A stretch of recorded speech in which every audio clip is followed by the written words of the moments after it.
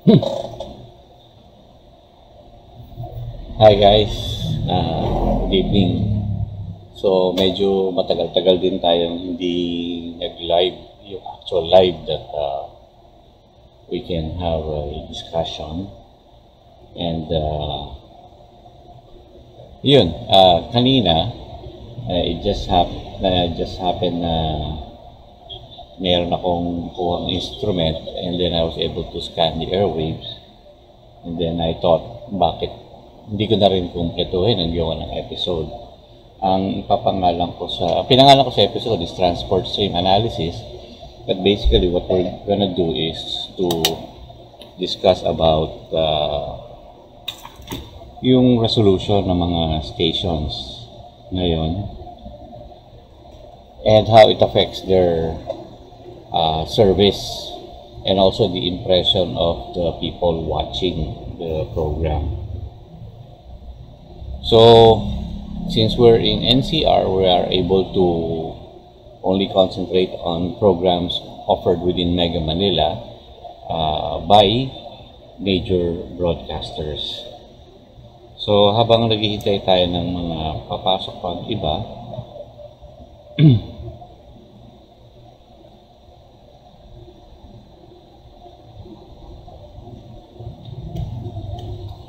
I'll just ring some friends for a while.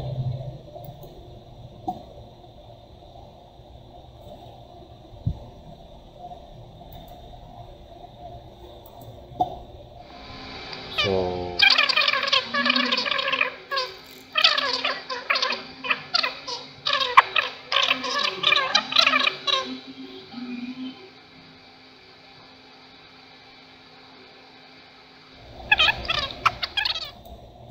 the title of our episode is Transport Stream Analysis. Pero what it effectively says is it talks about the quality of the program that you see on air among the broadcasters now. So yun. So why Transport Stream Analysis? Basically, it's the easiest way for us to quantify the quality of the program being shown by the broadcasters. So basically, we have two class, yung high definition and standard definition, at least for the Philippines. Kasi most of the advanced nations have moved from high definition to 4K. And maybe in a few years, maybe in less than 5 years, some of those countries will be moving from 4K to 8K. So, still in the Philippines, yung high definition is something na hindi pa kino-consider so much ng mga broadcasters sa atin. So, yun yung isa sa mga frustrating situation sa atin. Bakit, di ba? Bakit hindi natin gamitin yung HD? I think there's only 3 or 4 who's doing HD on air, and I'll be showing that a little bit later sa inyo. So, in this picture, I'm with Chino Trinidad. So, we first met actually in 2014, and apparently has been following already yung initiatives ko about digital TV broadcasting, because during that time he already started his I think Filipinas HD through a broadcast network. And sadly, although may mga plano sana kami ni Chino na gawin, parang contribution na lang sa country natin, knowing Chino, who's very patriotic, unfortunately he passed away, inatake siya sa puso. And it was that same time also that I was actually in the hospital for a mild heart attack also. The difference is that I survived. Yan, si Chino, inabutan yata siya sa sasakyan siya papuntang Resorts World. So, this is more like also a tribute to the person. Very nice person, a patriot of the country. So yun, transport stream analysis. So doon sa mga nasa digital TV groups, I'm sure magugustuhan nila yung episode natin ito. So,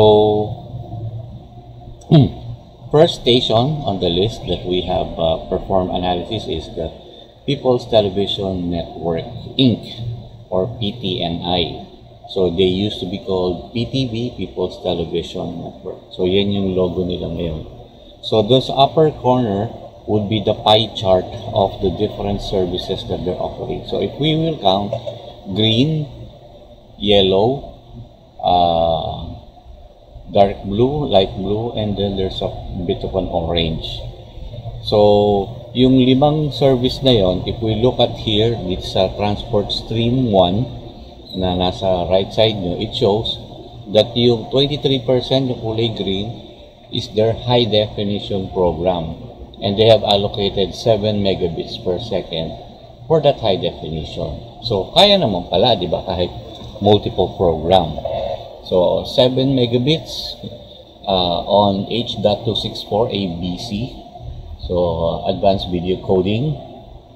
Nakalagay dyan yung video PID, or which is the video program ID 102. And then the audio program ID na 103. Yung audio encoding nila is based on high efficiency advanced audio coding, AAC.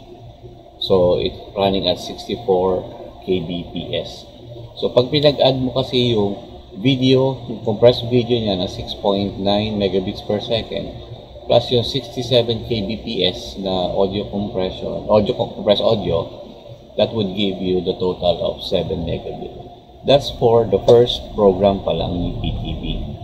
So, yung second, third, fourth, and fifth program niya, so maybe second, third, and fourth, yun yung PTV SD1, PTV SD2, and PTV SD3, yan yung tatlong standard definition niya.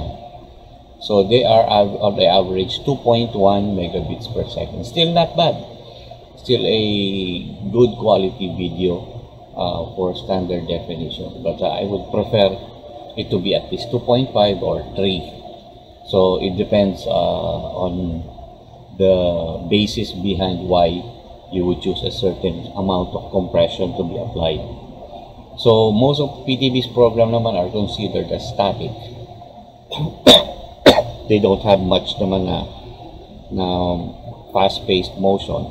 So, I guess 2 up to 2.5 will be sufficient for their needs. So, if we're going to total, ang nagagamit lang ni PTV at the moment is, let's say, 7 plus tatlong 2.1, so that's 6.3. So, 13.3 megabits per second. Plus, their 1 seg is quite on the high end of the data rate. So, usually, mga 256 kbps yan, pero they decided to use 311 kbps. So, the total data rate of PTV that is currently being used is 13.3 plus 0.3, so 13.6 megabits per second. So, knowing their parameter, they could push for more contents or increase the resolution maybe of the second program or the third program. So, that would depend entirely to them. So, if you have any questions, just send the message and I will try to answer as much as I can. So, maaaring first time for most itong nakikita ng detailed sa screen niya. So, the next channel, going back to PTV. So, makikita niyo yung resolution ni PTV here. This is yung PTV HD1. Makikita niyo na 1920 by 1080 ang resolution niya. So, it's really high definition. Okay? And it's on 16 by 9 aspect ratio. Kasi recently, maraming mga usapan sa forums about yung 16 by 9 aspect ratio, 4 by 3, sinong network ang gumagamit ng ganitong aspect ratio. So, in this stream, I'm showing to you the actual decoding resolution, including the data rate by my test instrument. Now, going now to the GMA. So GMA is currently, resolution niya is on 720 by 480. So hindi siya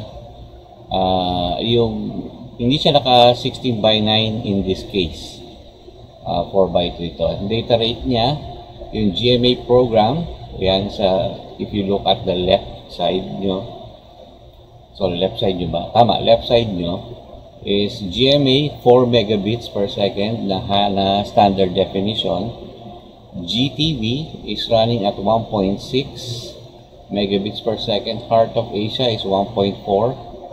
iHeart Movies is 1.4. And then they have 3 more programs running at 653, 654 kbps, and then the 1 seg. So I would assume na yung tatlo dito na program 102, 103, 104 are reserved programs nila. So malamang they have removed some of the programs, but they might be considering putting new programs in this slot. So hindi nila binago yung sa setting ng program bouquet nila. So they just kept it na lang na name the program 102, 103, and 104. In this lineup, the program bouquet of GMA are all in standard definition, and currently their total usable bitrate is at 4 plus so yung GTV tsaka iHeart of Asia, lagay na lang natin na 3 pag kinombine. Nira-round off ko na lang, plus 4 yung GMA, so 7 Mbps. iHeart Movies 1.48, so meron tayo 8.48 plus tatlong 653. So, lagay natin mga 20 na lang. Lagay natin ko na 2. So, ilan to? Nalawala ako sa bilang. So, 2, 3, 3.4. So, mga 3. 3.4, 3.5. Sorry, 10.5 Mbps. Ang basic arithmetic by looking at it. Yun yung ginagamit ni GMA there. So if we look at the pie chart, papansin yung green, yun yung primary channel niya or yung main program. Yun yung merong highest data rate allocation to increase the resolution as much as you can, even though it's in standard definition. So kayang-kaya pa nilang mag high definition kung gugustuhin nila. Okay. Next is All TV. So ito yung dating channel allocation ng ABS-CBN sa digital, and it's now under All TV. So they only have one program. It's running at high definition, pero the data rate is only 4.3 megabits per second. Sayang, ang laki-laki pa naman ng capacity niya. So, something I don't understand bakit hindi pa nila tinaasa. I mean, wala namang ibang program. So, the resolution, as you can see on the screen, is 1920 by 1080. So, it's a high definition program. So, maybe they're planning something. We don't know yet. So, antay-antay lang tayo ng konti. But I think they're aiming for full high definition program. This one is TB5. So, doon sa pie chart, makikita nyo, may green, yellow, dark, light blue, and then orange. So, 4. So, yung main program na TB5 ay running at 1.84 Mbps, representing 6.1% of the total data rate capacity nila. So, masyadong mababa for me. Pero, there might be some reasons behind bakit the 1.84 Mbps lang ang ginagamit nila. Pwede pa naman nilang itaas. So, the video compression is at H.264. Audio is AAC audio. The quality. And then, they also have yung MPEG-1 audio. So, they're using the lower. I'm surprised they're using an older codec. A legacy codec in this case. I was expecting they would use MPEG-2 audio, which is yung AAC. So, the The lowest will be AAC LC, low complexity meaning ng LC, or AAC, high efficiency, or HE version 2 AAC. Pero in this case, ang nakikita natin dito sa transport stream analysis, they're using MPEG-1 audio and one AAC audio which did not specify what quality, but I am assuming this is AAC LC. So it's a little bit surprising. And then on their secondary or yung mga added multiplex program, RPTV has 1.2 megabits per second, one sports is 1.5, and then they have the 1 seg, and then they have this SSU OTA. So maybe they're doing the over-the-air update during the time ng capture ko ito kanina. Now, one distinguishing factor in terms of strategy here is that GMA went for twice as much at least ng quality ng main program nila in terms of data rate compared doon sa secondary, tertiary programs niya. So the gap is really different. So that's why when you look at the primary program ng GMA, even compared to GTV, malayo yung diferensya ng quality. In the case of TB5, the difference in terms of the amount of data rate given to the program, yung main program TB5 is only 1.84, bababa na, and then yung secondary na RPTV 1 Sports ay hindi naman masyadong nalalayo. They're at 1.52 or 1.58. So sayang. It's a strategy that maybe TV5 should consider to increase further yung data rate ng main program nila and maybe shoot for high definition. Maluwag naman yung capacity, kayang-kaya na. Okay? And then the resolution here is at 720 by 480. Medyo nakat lang yung cropping kanina. So, yun. Okay. Now we go to Net25 or Eagle Broadcasting Network. Itong Eagle Broadcasting, I'm surprised that they're running yung high definition program nila at 4.8 Mbps. So compression format is H.264, and for the audio coding, the one I was mentioning, yung high efficiency AAC, which is more efficient than AAC LC.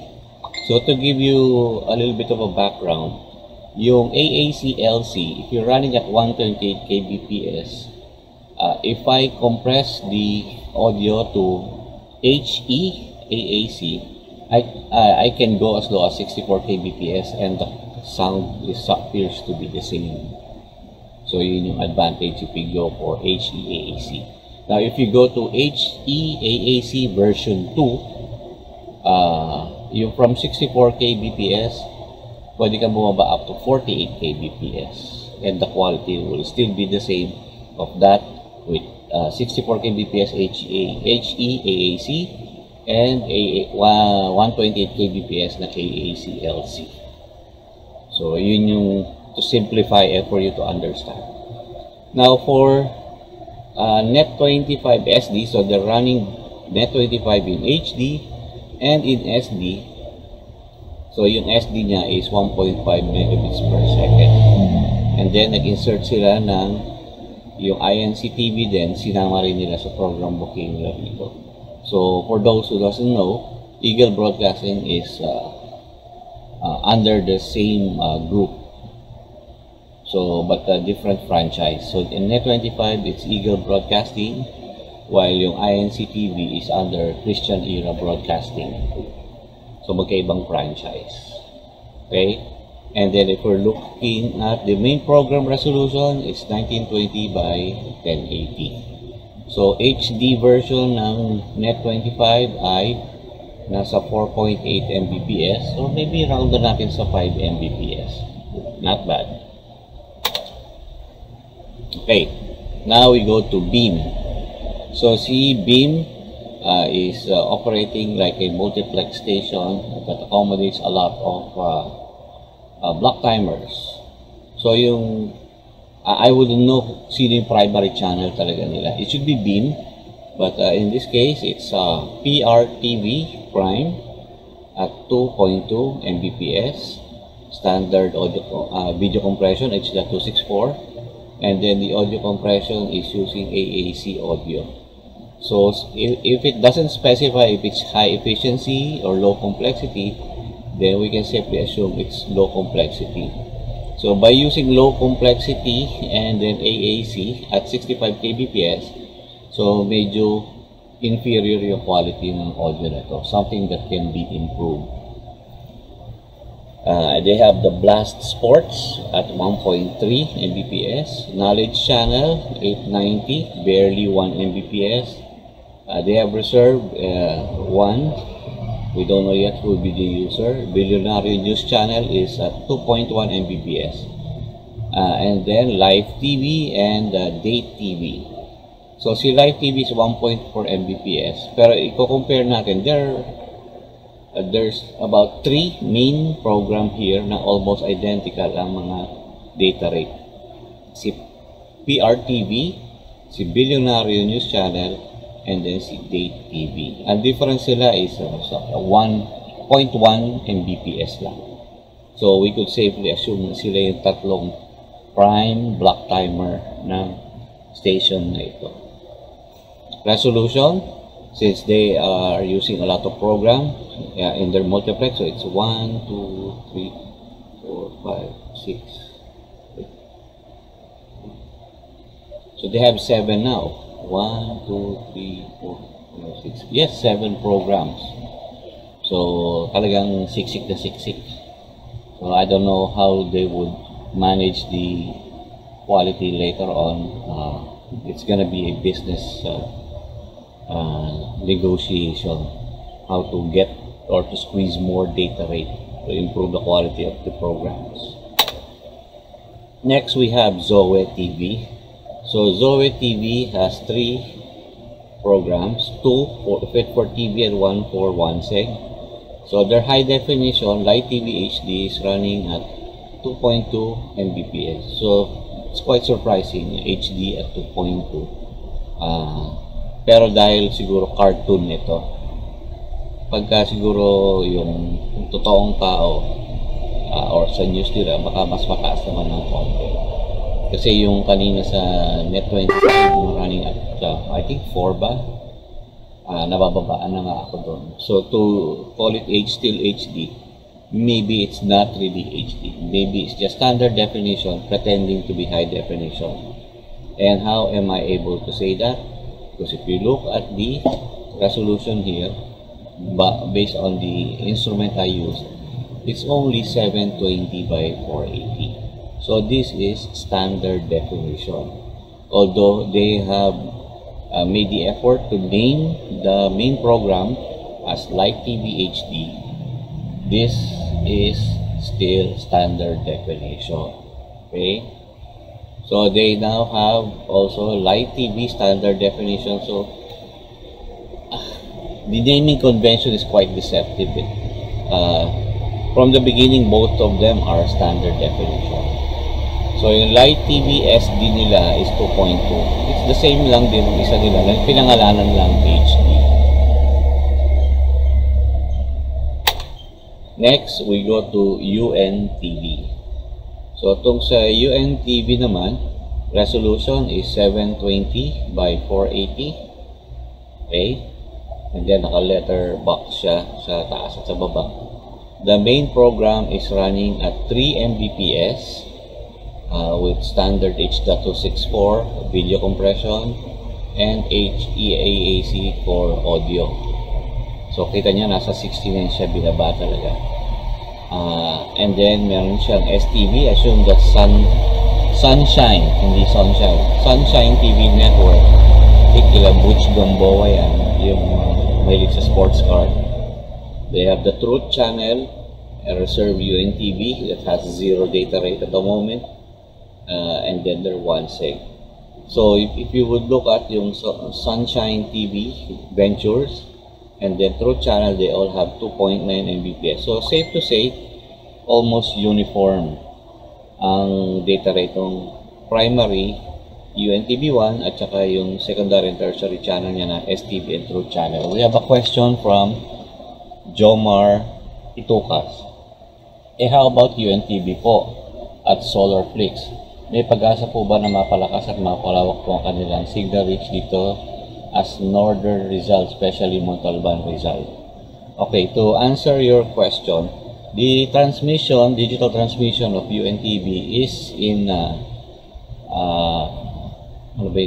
Sumulong Highway sa Antipolo. So, very near, halos magkatapat lang sila ng tower ng TV5 Digital sa Antipolo. Pero if you are in Palos Verdes subdivision, from there siguro mga 1 kilometer away lang yung tower. So the problem may be in Montalban Rizal is that you're on the other side of the mountain, kaya natatakpan yung yung area nyo. So ang question mo is, may pag-asa bang mapalakas at mapalawak? Sana nakikinig yung engineering team ng UNTV. If it's me, the simplest way to increase the coverage in some areas, like yung binanggit nyo kasi mountainous yung area, is to put a gap filler, a real gap filler, a gap filler that is below 10 watts. So iba kasi tinatawag ng gap filler, pero we're talking of hundreds of watts in magnitude. So that is not a gap filler. So gap filler is meant to address the problems of coverage on substantially large or small area, especially yung maraming mountains or maraming gumaharang. So there's a chance. Pero kung when nila gagawin yan, that is something that I cannot answer.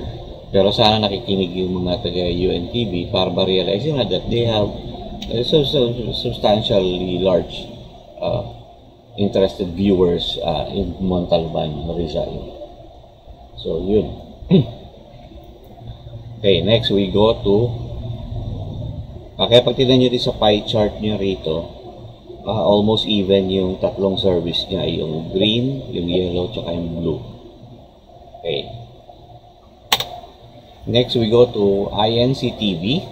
So it's in HD, naka 16 by 9, naka 19 by 20 by 1080 ang resolution, running at 5 megabits per second, or in this case, sa picture, I would trust more the test instrument in dito sa left side, 5.3 Mbps. So standard video coding of H.264, and the audio compression is high efficiency AAC. Notice na HEAAC ng audio niya, pwede siyang mag 64 kbps lang, pero they decided to increase it further to 195 kbps. So the audio in this program would be very, very clear. Maganda yung audio.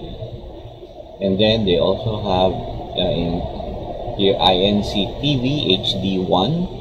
So they already have the HD, and then the secondary program is called HD1, and then the duplicate of INC TV SD. So yung INC TV SD dito will be the duplicate ng INC TV HD. Yung INC TV HD1 would be a secondary program that is running in high definition also. Yun. So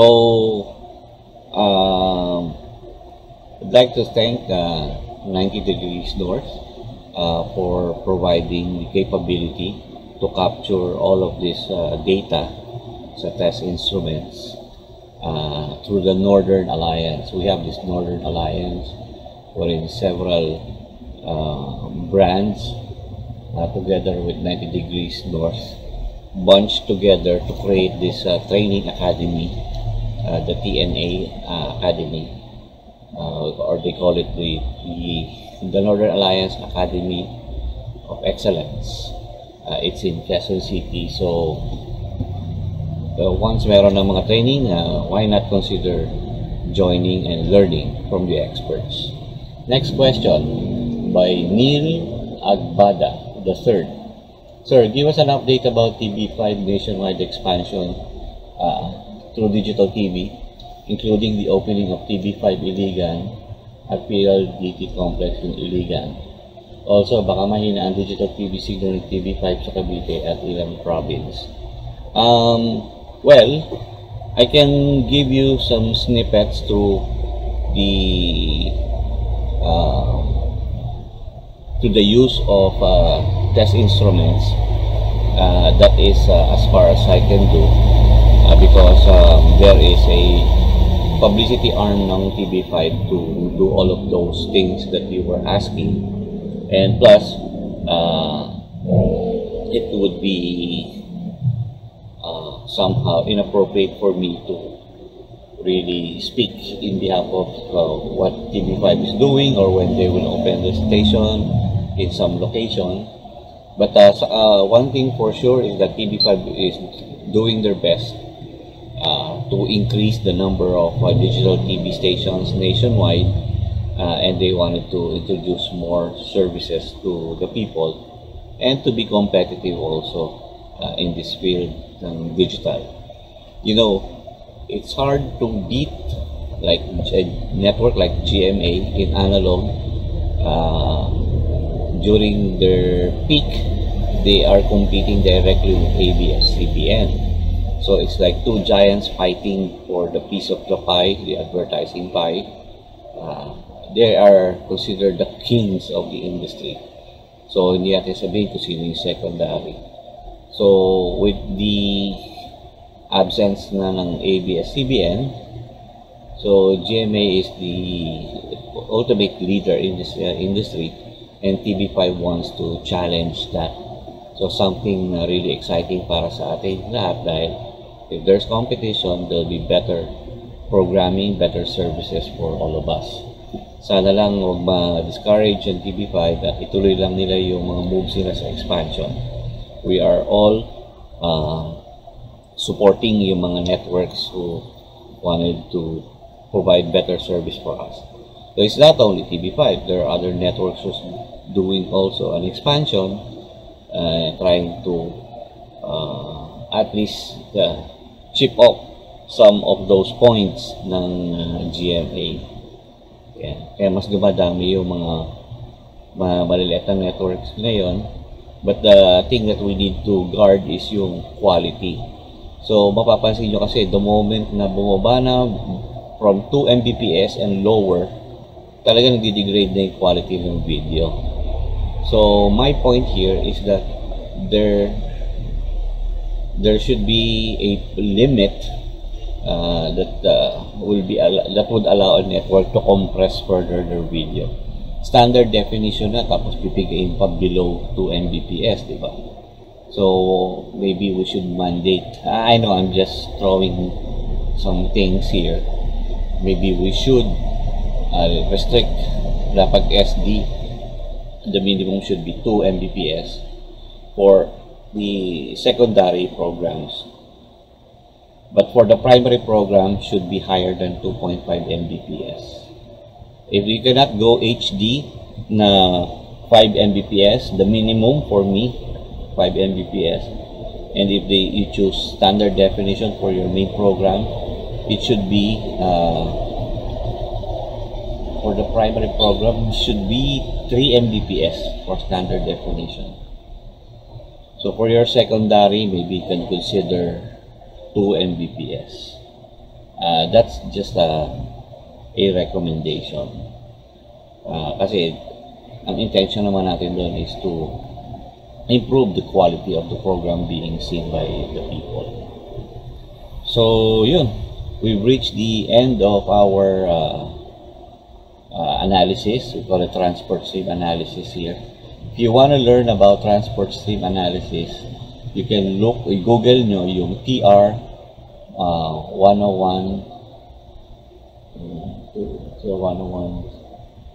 290. Yeah. TR, Technical Recommendation 101-290. It tells you about the different levels of how to check yung transport stream in digital TV service. And there are instruments or just softwares also that you can utilize so that you could take a peek doon sa lahat ng settings sa multiplexer na ginawa. The good thing about this TR-101290 standard that covers also the MPEG 2 system for the multiplexing is that hindi mo maitatago yung mga parameters na ginamit mo. The compression techniques, how much data rate you're running, ano yung audio compression mo, what is the headroom from your maximum data rate and to how much you are actually using. The difference ng actual at saka ng maximum mo would define your headroom. So which means kapag gustong meron kang program na kailangan ng higher data rate like CS Sports, then the capacity is available. So one of the technique is that in a multiplexer there should be a headroom, mga 10 to 15 or 20% of the total data rate capacity from the one that is currently being utilized, so that the multiplexer has the room and the capacity to allocate to the program that needs the data rate. Pag pinuno mo kasi siya ng todo na, sinagad mo sa maximum capability ng multiplexer setup o configuration, kapag may tumaas na data rate requirement at hindi niya na kayang supplyan, mag-freeze yung video mo. Katumbas yun ng parang humina yung signal. So sometimes people will have the wrong impression na may humina yung signal, nag-pause.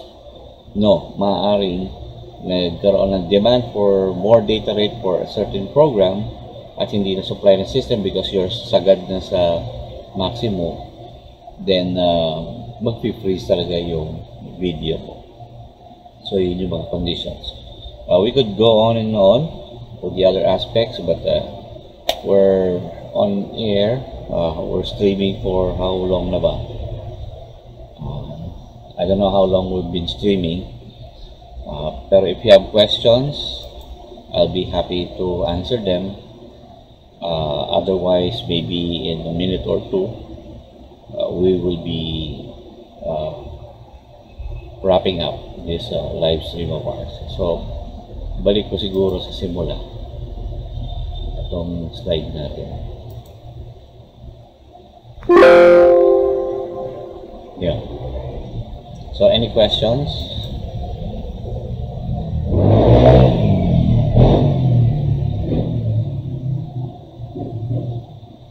So, I'd like to thank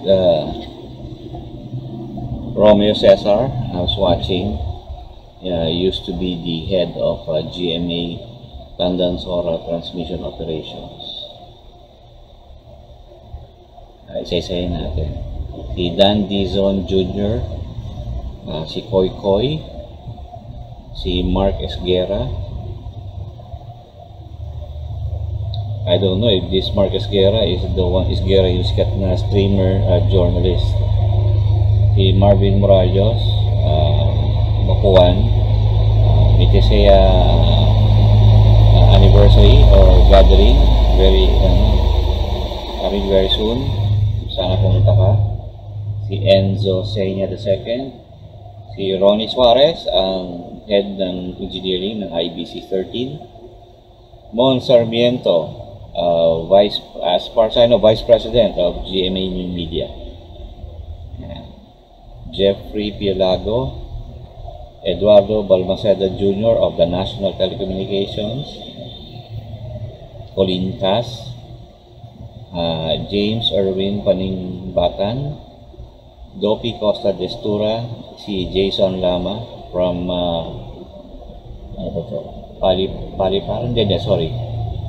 Trece Martires City, Cavite, Bon B. Perez Manalo, the head of I think ABS-CBN International, Jomar Itocas, and then Achi Jimenez Dena, the president of 90 Degrees North Inc. and former head of engineering of CNN Philippines in RPF 94. Question from Mia Bells. Yung program number po ba, sir, fix po yun or dina-designate po ng NTC? Okay. In the, once a network receive its formal license to operate from the NTC, they usually allocate yung program number.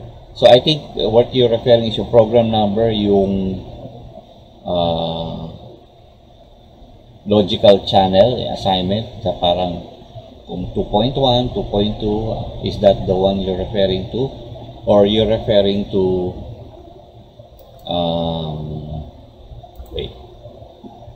for example here, are you referring to yung PTV HD1, the naming?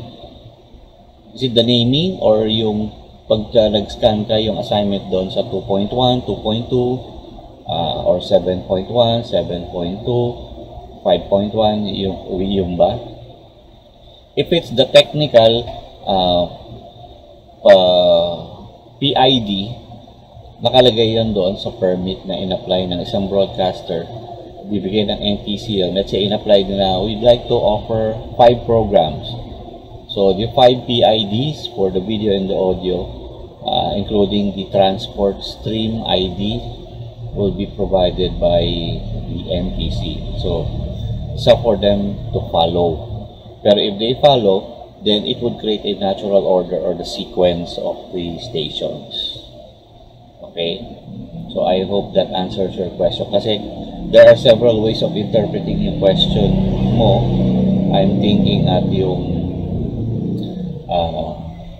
assignment, pag nag-scan ka, yung pagkakasunod-sunod. That's the way I understood your question.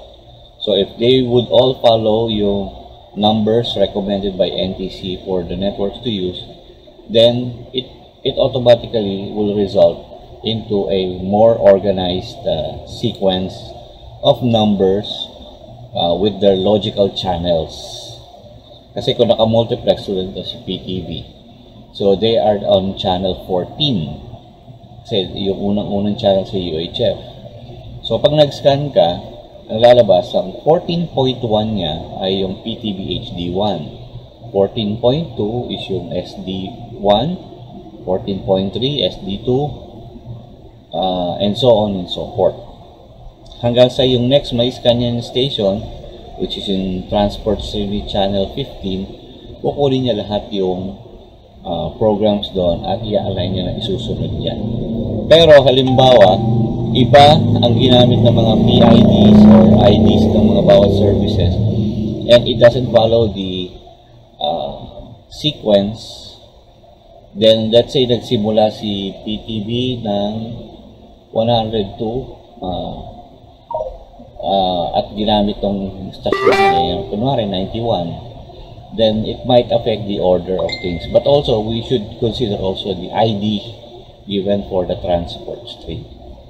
So, pagka kasi nagkaiba-iba ng approach, walang order, then medyo messy talaga yung magiging pag-scan ng channels at yung order na lalabas sa TV mo. Hindi na nasusunod yung natural sequence. Kaya sana, sundin lang yung mga binibigay ng NTC. So, okay na ba tayo doon? Si Darius Trans ay nanonood din sa ating live stream. Okay guys, so I guess this will be the end of our stream and I hope you learned something and like as always yung sa YouTube channel natin, and keep on supporting din yung mga delivery channels ko ng mga ganitong informative live stream. Who knows, baka kumita ako, mas motivate pa akong gumawa ng mas maraming streams. So I'm now currently at 797 subscribers with 122 videos sa YouTube channel ko. Hoping na sana after ng live stream natin ito ay makakuha man lang ako ng additional siguro kahit mga 10 new subscribers para umaangat tayo.